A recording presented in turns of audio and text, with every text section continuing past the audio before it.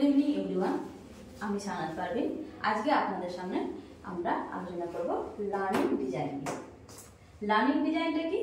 Learning ডিজাইনটা হচ্ছে যে আমরা শ্রেণীকক্ষে টিচিং লার্নিং বা লার্নিং টিচিং প্রক্রিয়াকে উপস্থাপন করার জন্য একটি নকশা তৈরি করি, সেটা হচ্ছে আমাদের লার্নিং ডিজাইন। যেমন ধরুন, আপনারা বাড়ি বানানোর আগে কি করেন? আগে ইট প্রয়োজন হয়, সিমেন্ট প্রয়োজন হয়, তারপরে আপনাদের ধরুন যে কাঠামো তৈরি করতে হয়। তো ঠিক সেইভাবে আমরা একটা ক্লাস নেওয়ার আগে একটা কাঠামো তৈরি করছি। সেই কাঠামোটা তৈরি করাটাই হচ্ছে আমাদের কি লার্নিং ডিজাইন।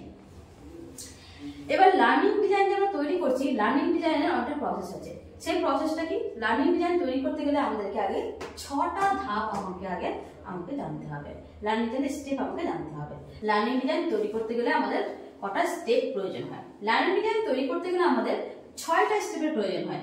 6টা স্টেপ কি কি?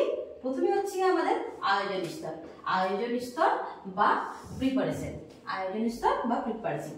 তারপর তৈরি কি আছে? তারপরে আছে উপস্থাপন স্তর, উপস্থাপন স্তর বা প্রেজেন্টেশন। তারপরে আছে কি? সংযুক্তিকরণ, সংযুক্তিকরণ বা অ্যাসোসিয়েশন।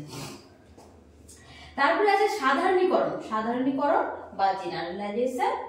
তারপরে আছে প্রয়োগ, প্রয়োগ বা অ্যাপ্লিকেশন। তারপরে আছে পুনরাবৃত্তি বা রিকল।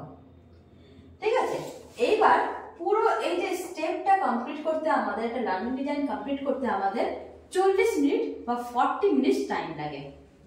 ব্যাস, আজকে এইটুকুই। নেক্সট ক্লাসে আমরা পুরো বিষয়টা সম্পর্কে আলোচনা করব।